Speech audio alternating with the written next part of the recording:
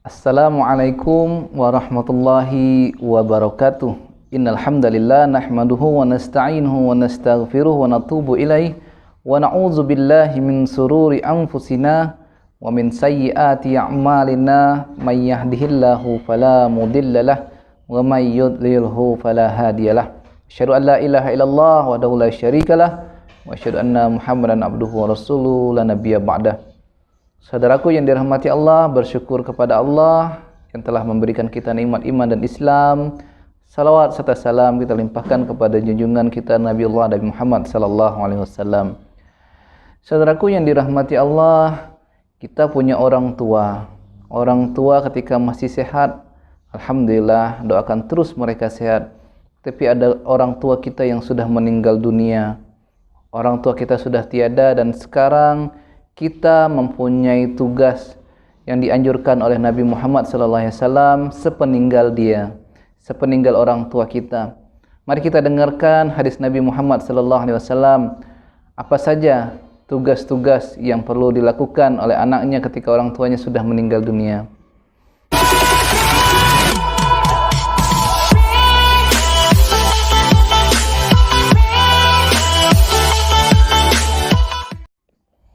Bismillahirrahmanirrahim.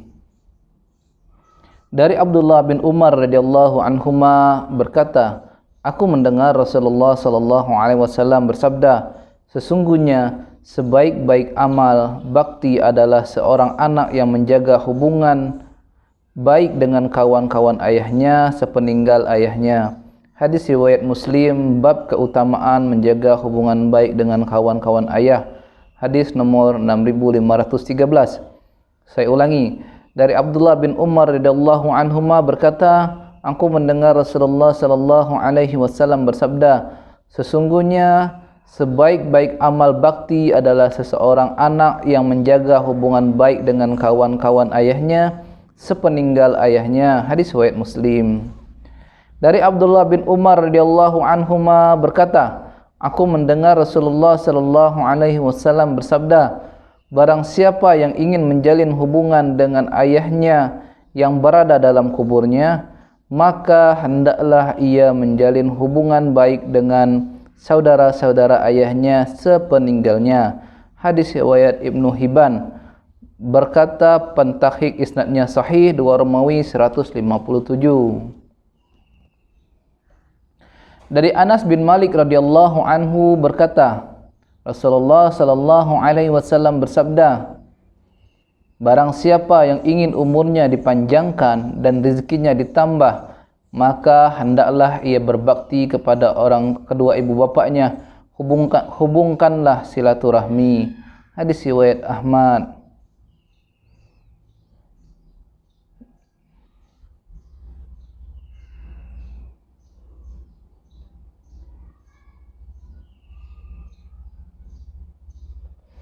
Dari Abu Usaid Malik bin Rabi'ah As-Sa'idi radhiyallahu anhu menceritakan, ketika kami sedang duduk bersama Rasulullah sallallahu alaihi wasallam, tiba-tiba datang kepada beliau seorang dari Bani Salimah, lalu berkata, wahai Rasulullah, apakah sesuatu yang masih bisa saya lakukan sebagai amal bakti kepada kedua ibu bapakku sesudah kematian mereka?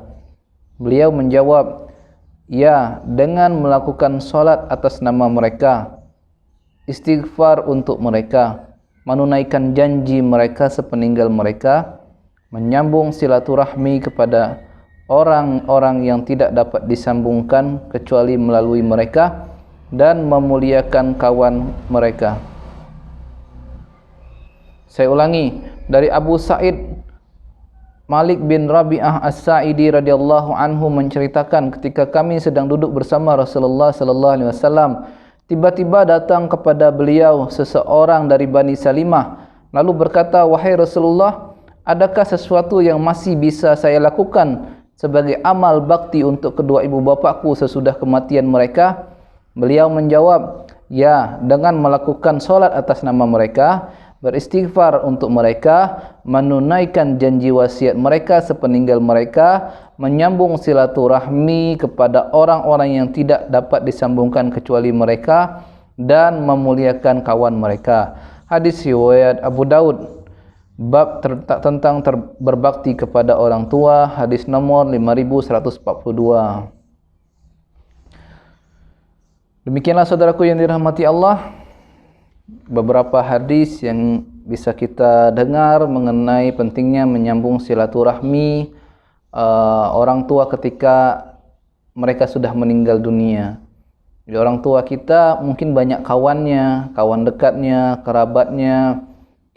Kita tahu mungkin sering sekali dia berkunjung ke rumah orang itu dan orang itu berkunjung ke rumah kita. Maka tugas kita sebagai anak adalah tetap menjaga hubungan silaturahminya. Dengan cara ini kita tetap bisa menjaga hubungan kita dengan orang tua kita yang sudah meninggal dunia. Tadi Rasulullah mengatakan seperti itu. Kemudian amal yang bisa kita lakukan juga ketika kita orang tua kita sudah meninggal, kita sholat atas nama mereka, kita doakan mereka, ya. Kemudian maksudnya kita mendoakan mereka, kemudian kita beristighfar, ya, untuk niat untuk mereka. Insya Allah itu sampai karena kita di sini sudah dikatakan di dalam hadis riwayat Abu Daud, kita sholat atas nama mereka, beristighfar untuk mereka, menunaikan janji wasiat mereka setelah meninggal dunia. Nah, ada orang tua kita mungkin yang terdengar oleh kita mempunyai janji, punya keinginan belum tersampaikan atau belum selesai. Kita coba tunaikan janji-janji mereka. Kalau mereka punya hutang, kita coba selesaikan. Itu termasuk janji, ya, berhutang itu termasuk janji. Kemudian kita berusaha untuk menjalin silaturahmi kepada keluarga, kerabat-kerabatnya. Mereka punya keluarga, ya jangan kita tinggalkan keluarganya, tetap silaturahmi dengan keluarga orang tua kita. Kemudian teman-temannya juga, sambung silaturahmi. Insya Allah itu membawa keberkahan untuk kita, ya, bisa membawa ridha dari Allah Subhanahu wa taala, mendatangkan ridha Allah Subhanahu wa taala. Insya Allah masih banyak lagi sebenarnya hadis mengenai hal yang sama. Kita ambil hikmahnya, kita coba renungi apakah kita sudah menjalin silaturahmi orang tua kita. Kalaulah belum, mari kita coba pikirkan siapakah